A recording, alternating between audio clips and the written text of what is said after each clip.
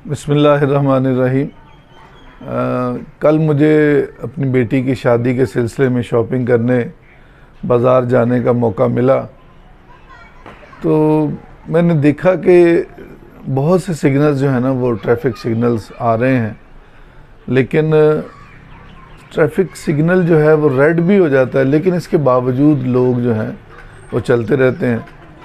तो मैंने चूँकि कोशिश की कि मैंने कहा ब्रेक लगा के यहाँ मैं रुक जाऊँ इधर, तो मिसेज़ मेरी साथ बैठी थी, कहने लगे नहीं नहीं यहाँ पर ना रुकें, क्योंकि हर बंदा तो गुज़र रहा है, पीछे से कोई गाड़ी जो है वो आपके मार के तो आगे गुज़र जाएगा।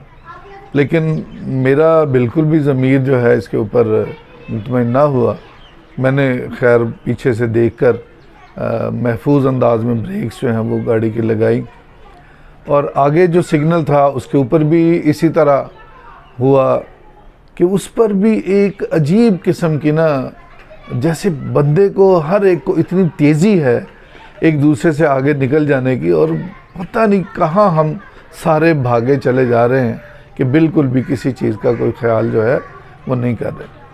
तो इससे मुझे फिर याद आया कि आज से तकरीबन 20 साल पहले का एक वाक़या, कि मैं एक वैगन में बैठा हुआ था और एक फॉरनर था उसमें बैठा हुआ, तो 2-3 स्टॉप आगे चल के तो वो जो गाड़ी का ड्राइवर था उसने तमाम सवारियों को उतार दिया कि जी अपना बकाया जो है ये पैसे आप ले लें, हमने आगे नहीं जाना, आप किसी और गाड़ी में बैठ जाएं।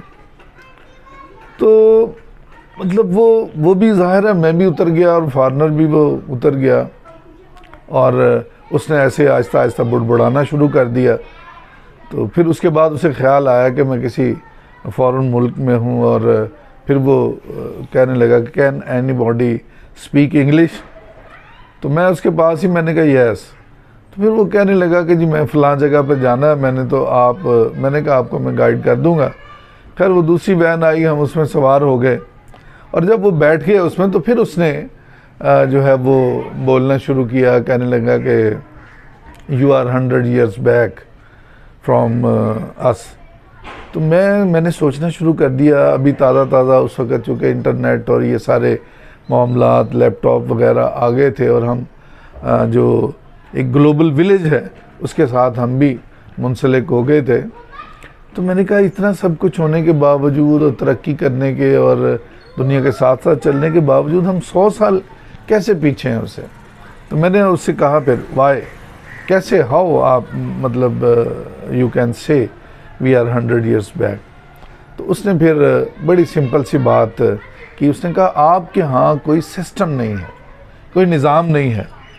तो फिर वो चूँकि वही ट्रैफिक सिग्नल्स और वो सारा, कहने लगे ये देख लें आप यहाँ पर ट्रैफिक सिग्नल्स लगे हुए हैं, लेकिन आप बिल्कुल भी उसकी परवाह नहीं कर रहे।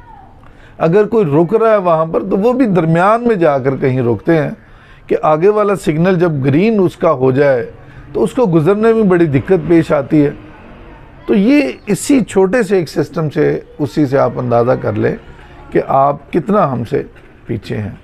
तो वाकई मैं ये समझता हूँ कि ये आजकल जो है उससे भी ज़्यादा उसका फुकदान जो है वो हो रहा है।